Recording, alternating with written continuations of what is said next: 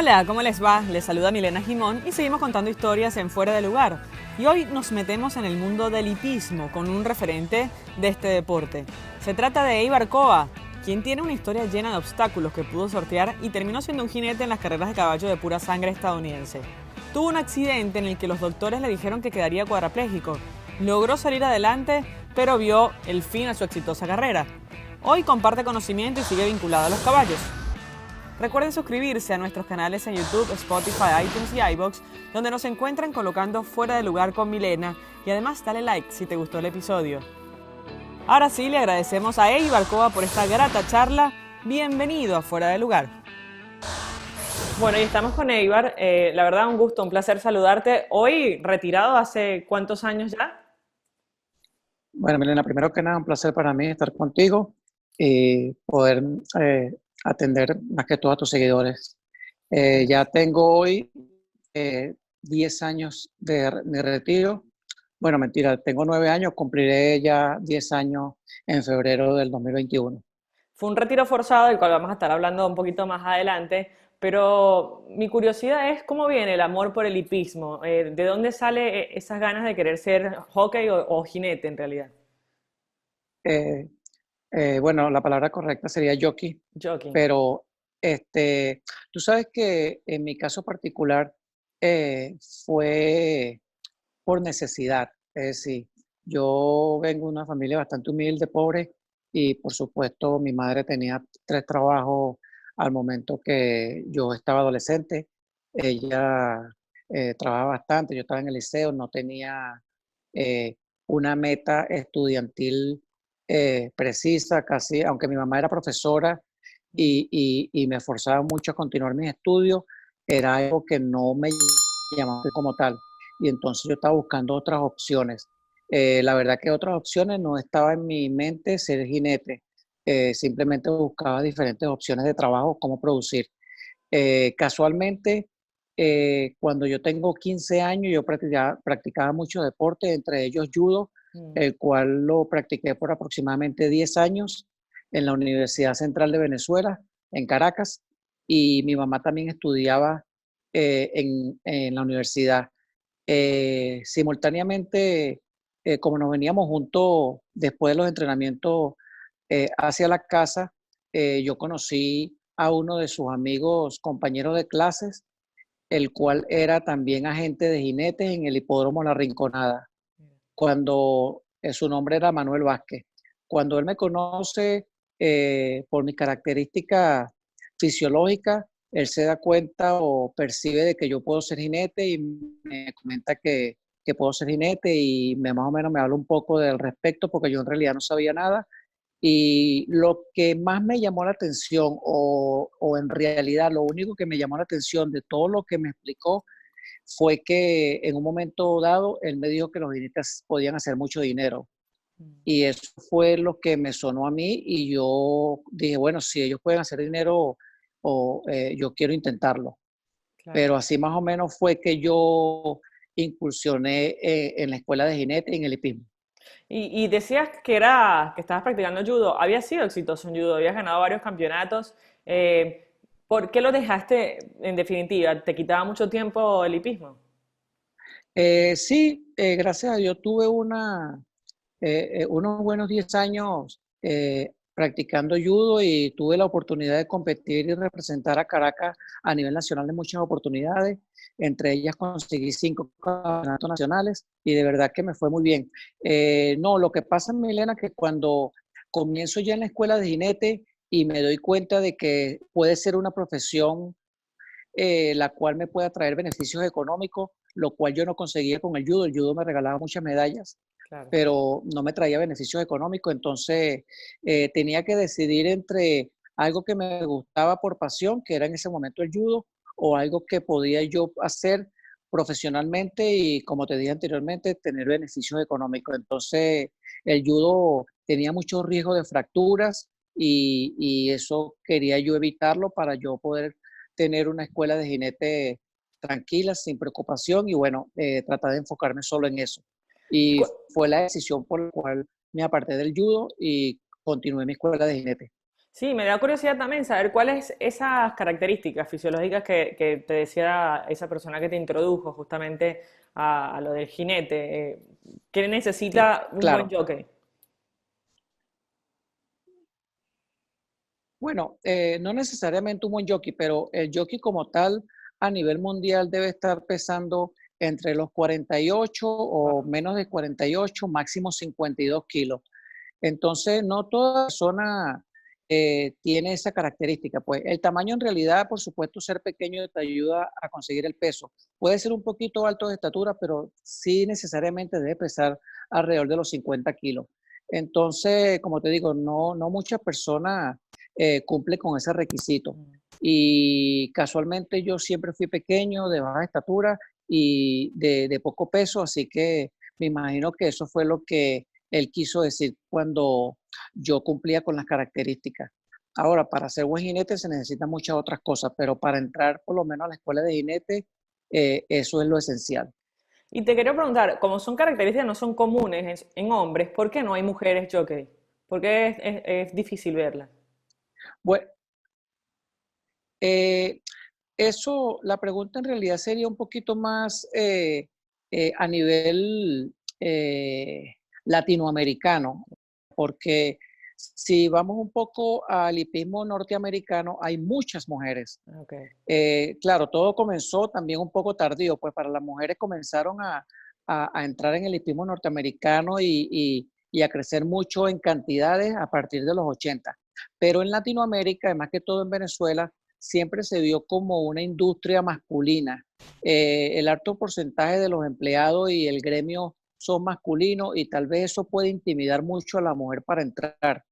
Eh, Aparte de que la puede intimidar, por supuesto va a sufrir muchos acosos porque, como te digo, el gremio y la industria es mayormente masculina. Entonces eso tal vez no les impidía a ellas y se cohibían de la práctica.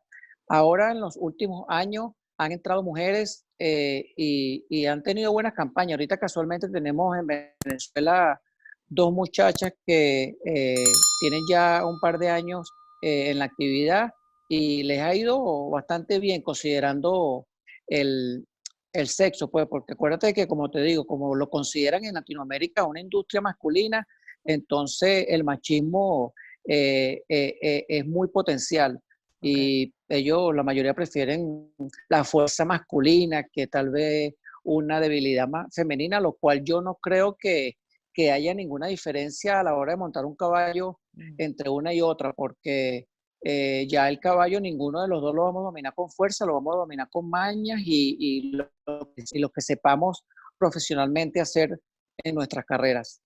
Sí, porque me da curiosidad eso, ¿no? La mujer tiene cuerpo más adaptado a esas características que mencionaba y bien lo decías, el caballo prácticamente es el instrumento, ustedes son como quien llevan el instrumento y ahí te quería preguntar, ¿cuánto es el caballo, cuánto es el jockey? O sea, en una carrera, cuando un caballo gana muchas veces, ¿es solo gracias al caballo o tiene que ver mucho también el jockey?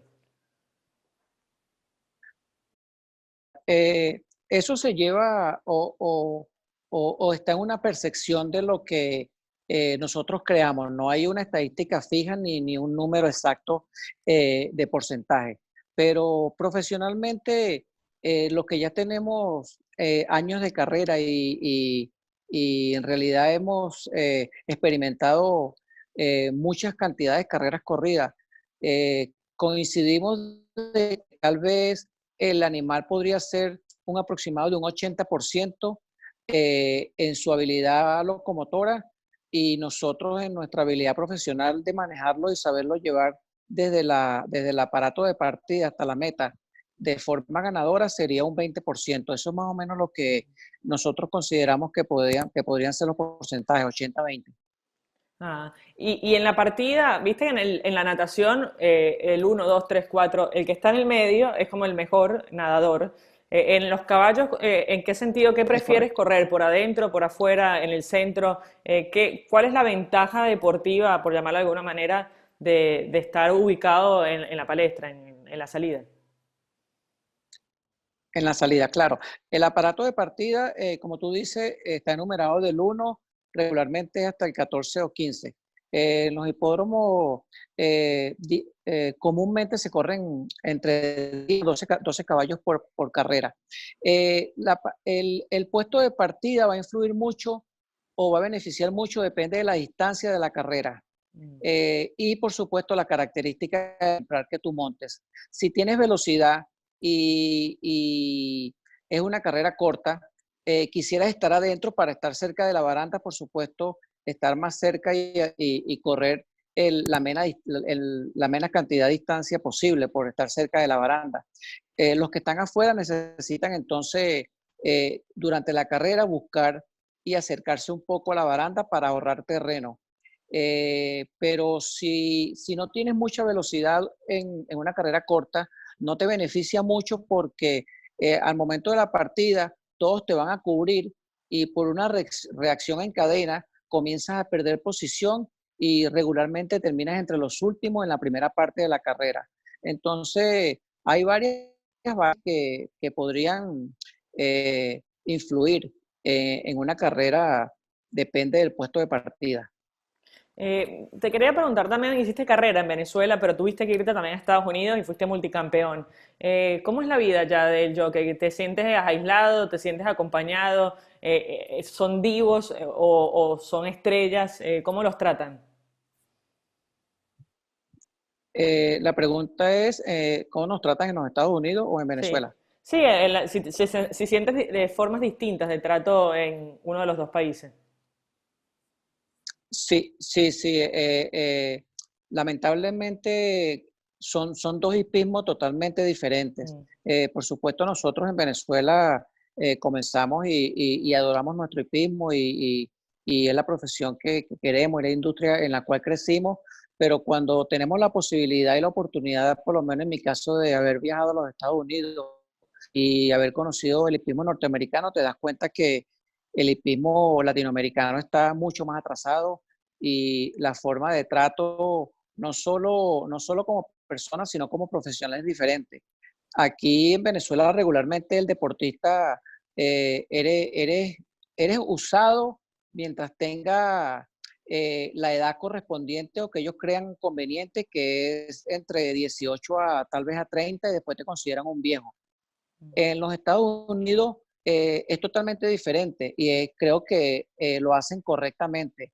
Ellos valoran mucho los años de experiencia que tengas y mientras más años de experiencia tengas en la profesión, por supuesto vas a tener mucho más conocimiento. Y ellos valoran eso, te respetan y te usan de esa manera. Es decir, que en realidad el joven tendría entonces que cumplir como en cualquier otra profesión sus años de carreras y sus triunfos para poder ir escalando posiciones. Entonces son dos hipismos totalmente diferentes. El norteamericano lo considero un poco más respetuoso profesionalmente. ¿Y cómo es la preparación antes de una carrera? ¿Te entrenas, te concentras, usas algún psicólogo deportivo? ¿La alimentación es distinta? ¿Cómo te preparas? Claro, sí, bueno, como te dije, nosotros comenzamos nuestras carreras con un peso promedio entre 48 a 52 kilos, Ujú. pero ese peso promedio debemos mantenerlo durante nuestra vida de carrera. Es decir, en mi caso yo tuve 20 años de carrera y fueron 20 años manteniendo 50 kilos. Entonces no es muy fácil porque por supuesto vamos creciendo y nuestro cuerpo también va cambiando un poco. Entonces necesitamos mantener una dieta estricta o por lo menos disminuir la cantidad de comida durante nuestra vida de carrera, por lo menos en esa parte. En la parte deportiva, por ser atleta y estar en condiciones atléticas, necesitamos ejercitarnos casi diariamente, aunque parezca que el entrenamiento de un caballo ya no nos ejercite de cierta manera, necesitamos otro tipo de ejercicio ya en gimnasio o correr para mantener unas piernas acondicionadas. Es decir, que sí necesitamos estar físicamente activos y en condiciones para ser atletas, que en realidad es como nos consideramos. ¿Y se involucran directamente en el trato del animal o ustedes no tienen nada que ver, simplemente los contratan y que corre este caballo o así? Bueno, nosotros, después que somos profesionales, llegamos a ser agentes libres o freelance. Es decir, nos contratan, depende de nuestros nombres, pues. Ellos, si tú eres propietaria y tienes un caballo, tú vas a necesitar un jinete. Entonces tú con tu entrenador te reúnes y comienzas a buscar jinetes que creas tú correspondiente o que te gusten para tu caballo. Tú me llamarías a mí en caso de que yo sea uno de los que esté en tu lista y nosotros hablaríamos y bueno, sería un trato verbal entre tú y yo. Si yo considero que también quisiera montar tu ejemplar, eh, por supuesto aceptaría la propuesta de montarlo y bueno, buscaríamos la carrera donde va a participar. Pero son propuestas verbales y son entre el jockey y el dueño o el entrenador. Por supuesto, los jockeys tenemos secretarios o agentes de jinete que manejan ese tipo de conversaciones. ¿Ah? Yo soy periodista y me enfoco casi siempre en el fútbol y en estos deportes, en el tenis también, y se habla del amaño de Claro. partidos, de cómo se pagan por las apuestas. Esto es un deporte de apuestas, además. Se ve mucho ese tema de Sí, amaño de carreras. sí, lamentablemente, casualmente en estos días yo lo estaba comentando, que por el cierto hecho de el hipismo ser un deporte donde la apuesta es válida y el dinero se corre, se presta a muchas mañas o a beneficios los cuales no ayudan a la industria como tal. En Latinoamérica se ve mucho más ese tipo de actuaciones o actividades. Por lo menos en Venezuela, yo creo que por el poco ingreso o por el poco monto en los premios, los cuales al desglosarlo, el jinete le queda el 10% de lo que gana mi propietario. En realidad ahorita en Venezuela hay un promedio de $50 por carrera. Es decir, un jinete pudiera ser entre 50 a $100 si tiene suerte de ganar una carrera semanal, lo cual eso no pasa o no sucede con todos. Pero para lo que necesitamos en la vida cotidiana de gastos, por lo menos en Venezuela, se está necesitando aproximadamente un promedio de sobre $300 mensual para cubrir tu vida y tus costos mensuales. Entonces, como no es suficiente lo que ellos producen, se presta para que puedan ser comprados, como se dice. Claro. Cualquier persona le ofrece o un grupo que esté involucrado en ese tipo de actividad le ofrece $500 por no ganar, para ser un poco más coloquial, y es muy fácil para esa persona recibir $500 que tratar de hacer $50 por ganar. Claro. Veamos de esa manera. Sí, tiene más sentido eso. A ver, ahí está que se me... Correcto. Entonces sí se presta en Latinoamérica para ese tipo de mañas. Bueno, vamos al día del accidente. Tuviste varios accidentes en tu vida. Por ahí revisé que de Sí, chiquito se te te dio un paro de varios segundos, te asaltaron y te paro dieron 7 cuchilladas. O sea, has sobrevivido, has sido un sobreviviente, pero sobre todo esa caída que te partió una vértebra y te dijeron vas a quedar cuadraplégico. ¿Es esto cierto? Sí, como tú dices, he tenido la gran suerte y le doy gracias a Dios que todavía me mantiene en este plano y quiere que yo esté aquí, porque en realidad he tenido varios accidentes que he tenido mucha suerte de sobrevivirlos.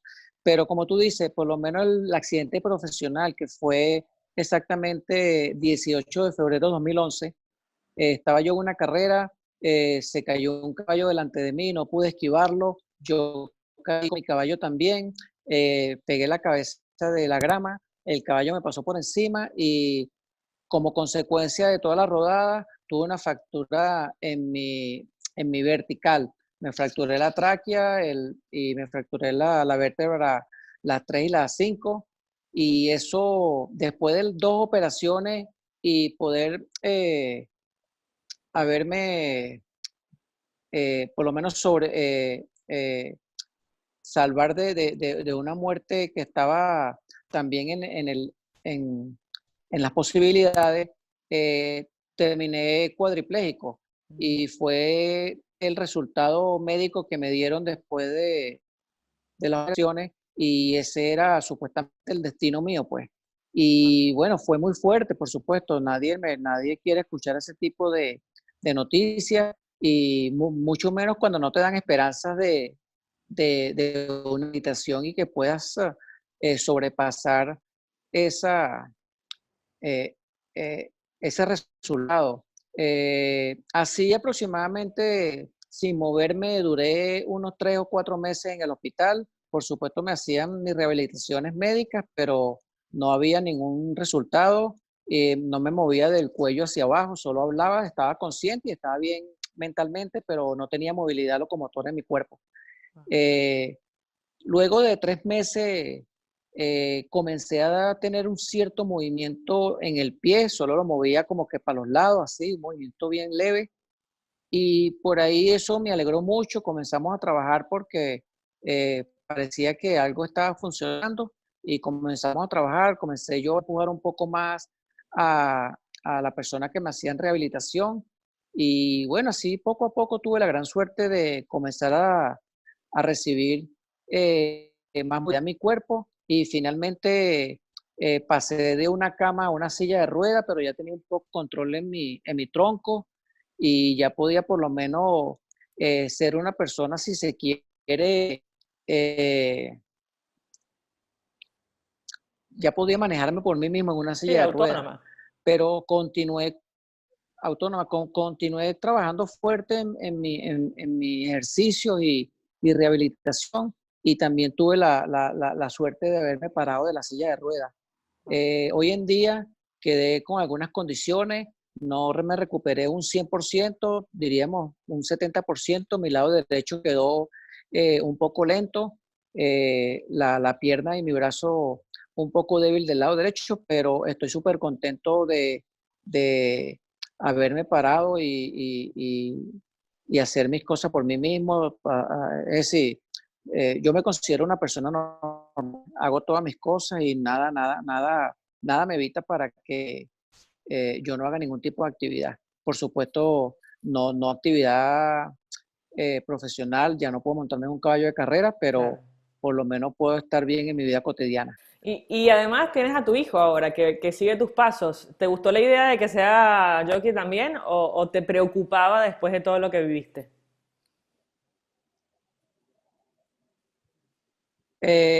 Bueno, sí, mira, lo único que yo no fui el que empujé en este caso, su nombre es Keiber, yo no empujé a Keiber, mi hijo, a que fuera jinete. Él también, cuando terminó su high school en los Estados Unidos, me dijo que tampoco que quería continuar en la universidad y quería comenzar a practicar en una escuela de jinete. En realidad me sorprendió un poco porque no me lo antes, no nació con esa idea, pero bueno, le salió de repente y por supuesto yo tenía que apoyarlo de alguna manera en lo que él quería hacer. Si no lo tenía en mente para él, no, si está dentro de la profesión y sabe lo duro que es y el riesgo que corre, no creo que consideres que puede ser una profesión para tu hijo. Entonces tratas de alejarlo y guiarlo a otro tipo de profesiones. Pero bueno, fue lo que decidió y lo apoyé, lo mandé a Panamá, a Escuela de Jinete en Panamá, se graduó y ahora es un jinete profesional, está activo y le va bastante bien, un jinete estable y bueno, estoy muy contento que es un profesional, estable e independiente. Así que ahora simplemente celebro su carrera y lo apoyo y lo aconsejo en lo que corresponde. Bueno, me alegro muchísimo por esta charla, la verdad que ha sido muy nutritiva, además que eres uno de los pioneros, ¿no? De los que abrieron la puerta a los próximos jinetes y a las próximas generaciones. ¿Te sientes que dejas un legado en el deporte? La verdad que sí, Milena. Tú dices, yo me fui a los Estados Unidos al principio de los 90 cuando el venezolano en realidad no salía de Venezuela y era muy difícil para el venezolano comenzar una carrera en los Estados Unidos porque no teníamos aquel apoyo latino y el idioma era diferente, había un poco de racismo.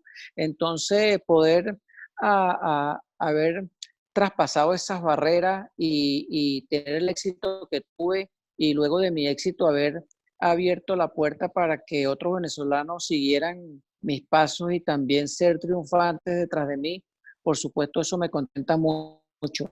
Sí creo que haya dejado un legado en el deporte, más que todo en el hipismo, no solo en el hipismo norteamericano, sino que en todo momento de mi carrera representé a Venezuela en el exterior y me sentí muy orgulloso de ser venezolano, así que también lo hice por mi país y ya en este momento no solo soy yo el que tiene un gran récord como jinete en el exterior, habemos ya varios jinetes que han logrado grandes metas y estar en el Hall de la Fama en el hipismo, así que me alegro mucho por ello y por supuesto por la carrera que tuve yo y haber sido el que de alguna manera comenzó esa faena.